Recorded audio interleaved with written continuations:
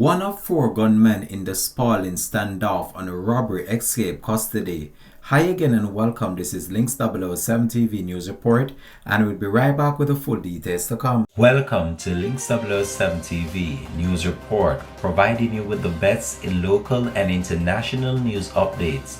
This is a place where you can get the most reliable and informative news information. Links 007 TV News Report. Welcome back and thanks for joining us. This is Links 007 TV News Report.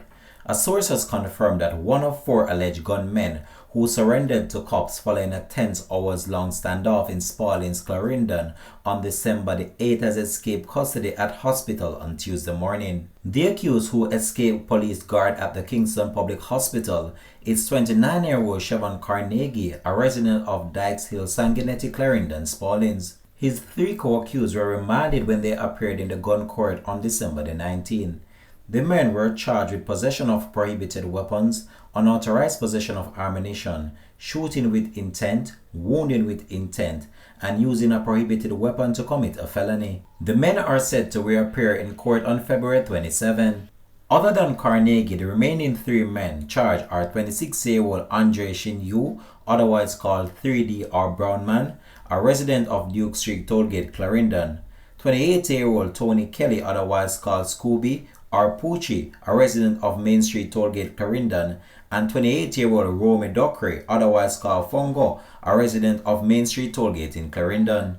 A senior police source said that two of the gunmen who went live on social media TikTok pleading with the police as they surrendered sustained gunshot wounds to their hands.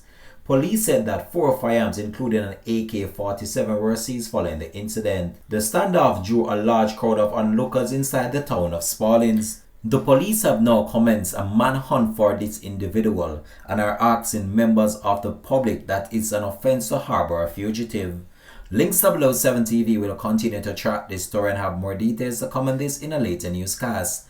This has been Links 007 TV News Report. Thanks for watching.